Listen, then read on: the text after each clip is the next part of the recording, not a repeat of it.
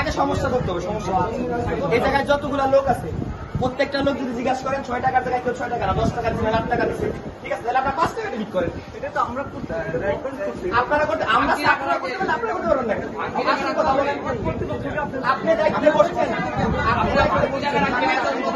টাকা রাখবেন। তোমরা প্রথমে যে টিকিটের বিষয়টা বলছো, টিকিট এটা ওখানে তো লেখাই আছে টিকিটের মূল্য 6 টাকা, ঠিক আছে। বর্তমানে আসলে 2 টাকার নোট আসলে পাওয়া কষ্ট।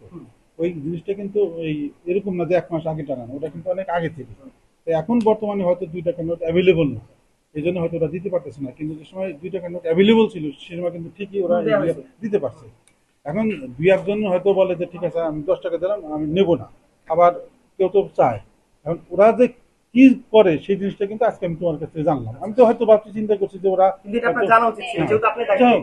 না, আমি ওদেরকে দেখে জিজ্ঞাসা করছি যে তোমরা আসলে কি করে। একবার আমি জিজ্ঞাসা করছিলাম, বলতে স্যার আমরা এই যে টিকিটের পিছনে লিখে দিই যে এই টিকিটের পিছনে এই যে এই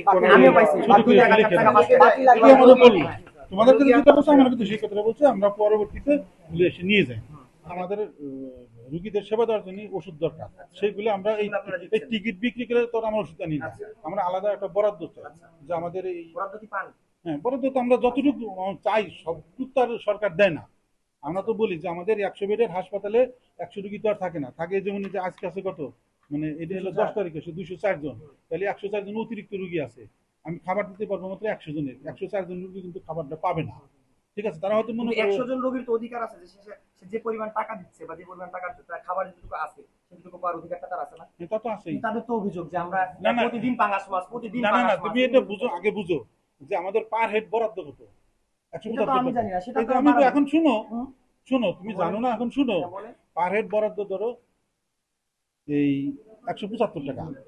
175 টাকার ভিতরে 24 ঘন্টার খাবার, কিন্তু 3 বেলার খাবার, মানে দুপুরেও খাবে, রাত্রেও খাবে, সকালেও খাবে।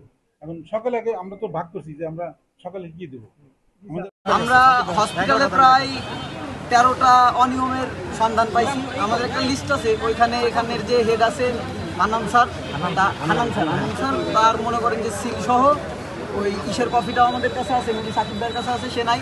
তো আমরা 13টা লিস্ট পাইছি। এর মধ্যে অন্যতম হলো, মানে দাবি রাখছি, এর মধ্যে অন্যতম হলো টিকিটের একটা অনিয়ম আছে, ভোগান্তি আছে, ওষুধে ভোগান্তি আছে, মেইন সমস্যা খাবারের টাকা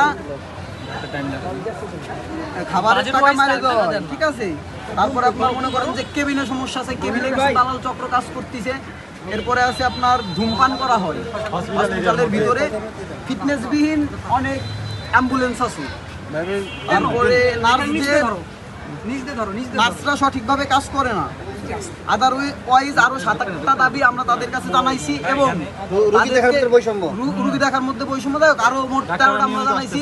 ডাক্তাররা নিয়মিত আসে না, আর ডাক্তাররা মূলত তাদের আসার সময় থাকে 8টার সময়, 8টা থেকে 2:30টায়, তারা 12টার সময় আসে, 11টায় আসে, মানে যার যেরকম মন চাচ্ছে তারা আসে, আবার 1টায় চলে যাচ্ছে। এটার মূল কারণ হচ্ছে ধরেন তারা প্রাইভেট হসপিটালে, মানে আমাদের এখানে ধরেন একটা রুগী দেখতে আপনার লাগতেছে 6 টাকা, 6 টাকা হইলে আমি একটা রুগী দেখাইতে পারতেছি বা আপনি দেখাইতে পারতেছি। যখন আমি একটা প্রাইভেট হসপিটালে যাব তখন এই ডাক্তারদের দাম হয়ে যাবে পার রুগী প্রতি 700 টাকা। তারা এই কারণে মনে করেন যে আসে না। আমরা তাদেরকে প্রধান এই দাবিটা জানাইছি, রুগী থাক কি না থাক, থাক বা না থাক, সকাল 8টা হতে 2:30টা পর্যন্ত আপনাদেরকে এখানে থাকতে হবে। এরকম আরও 13টা দাবি আমরা তাদেরকে জানাইছি, এবং তাদেরকে 2টা পর্যন্ত সময় দিছি যে এই 2টা পর্যন্ত যাতে তারা এই সকল অনিয়ম দূর করে দেয়। যদি তারা 2টা পর পর্যন্ত বা কালকের থেকে আমরা এই অনিয়ম দেখি, আমরা কালকে এটার প্রধান যে আছে, প্রধান সহ হান্নান স্যার সহ যে কয়েকজন ডাক্তার আছে অনিয়মের পিছনে, সবার পদত্যাগ দাবি করার জন্য কালকে আমরা আন্দোলনে নামবো। যদি আমাদের নিয়ম না মানে, আর যদি অনিয়মগুলো সংশোধন না করে, এটাই।